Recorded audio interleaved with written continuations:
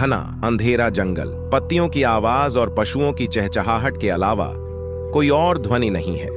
इस शांत माहौल में एक स्त्री रूप प्राणी धीरे धीरे चलकर आगे बढ़ती है। उसका चेहरा ढका है और केवल उसकी आंखें ही दिखाई देती हैं। यह मीरा है, जो जंगल में रहती है और लोगों को डराने के लिए जंगली चुड़ैल के रूप में जानी जाती है। उसकी कहानी एक दर्दनाक और अकेला सफर है, जिसने उसे जंगल में शरण लेने पर मजबूर कर दिया है। मीरा धीरे धीरे एक पुराने झोपड़े के पास पहुंचती है, जो उसका घर है। वह झोपड़े के अंदर जाकर बैठ जाती है और एक गहरी सांस लेती है। उसकी आंखों में उदासी भरी हुई है, लेकिन साथ ही एक छोटी सी उम्मीद भी है। मीरा अपने बचपन की यादों में खो जाती है। वह याद करती है कि कैसे उसके परिवार ने उसके साथ अन्याय किया और उसे उनसे दूर कर दिया। वह याद करती है कि कैसे उसका पूरा जीवन उलझनों और दर्द से भरा रहा है। मैं कभी कभी सोचती हूं कि मेरा क्या गलत था, क्यों लोग मेरे साथ ऐसा व्यवहार करते थे। मीरा धीमी आवाज में कहती है, जैसे किसी से बात कर रही हो। वह अपने आप से पूछती है कि क्या कोई उसकी सुनेगा या उसे समझेगा।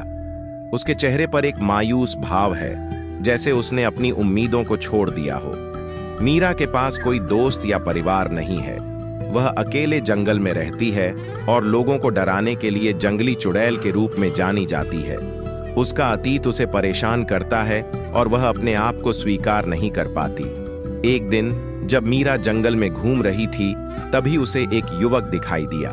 वह युवक जंगल में घूमने आया था और मीरा के बारे में सुना था।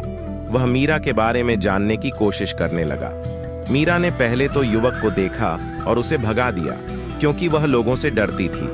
लेकिन युवक ने उसे डराने की कोशिश नहीं की। उसने धीरे धीरे मीरा के पास आने की कोशिश की और उससे बात करने का प्रयास किया। क्या आप वाकई जंगली चुड़ैल हो? युवक ने मीरा से पूछा। उसकी आवाज में उत्सुकता और सहानुभूति थी। मीरा ने कुछ देर के लिए चुप रहकर उसकी तरफ देखा। कुछ पल बाद उसने धीमी आवाज में कहा, हाँ, लोग मुझे वैसा ही मानते हैं, लेकिन मैं वाकई में एक चुड़ैल नहीं हूं। युवक ने मीरा की तरफ एक सहानुभूतिपूर्ण नजर डाली। उसने महसूस किया कि मीरा में कुछ गहरा दर्द और अकेलापन है। तो आप वाकई में कौन हैं? युवक ने गंभीरता से पूछा।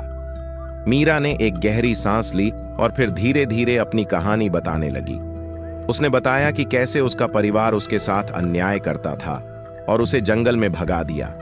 उसने बताया कि कैसे वह अकेले जंगल में रहने लगी और लोगों को डराने लगी, क्योंकि वह खुद भी डर गई थी। युवक मीरा की कहानी सुनकर गहरी तरह से प्रभावित हुआ। उसने महसूसा कि मीरा में एक अच्छी और संवेदनशील व्यक्ति है, जो अपने अतीत के कारण जंगल में शरण ले रही है। मुझे लगता है कि आप वाकई में एक अच्छी व्यक्ति हैं, जो अपने अतीत के कारण जंगल में रहने को मजबूर हो गई है, युवक ने कहा। उसकी आवाज में गहरी सहानुभूति थी। मीरा ने युवक की तरफ देखा। उसकी आंखों में कुछ उम्मीद की किरण नजर आई। शायद वह पहली बार किसी ऐसे व्यक्ति से मिली है जो उसकी कहानी को समझता है। अब मीरा और युवक के बीच एक नया संबंध शुरू होने वाला है, जिसमें वे एक दूसरे को समझने और मदद करने की कोशिश करेंगे। यह मीरा के लिए एक नई शुरुआत हो सकती है, जहां वह अपने आप को स्वीकार कर सके और अपने जीवन में शांति पा सके।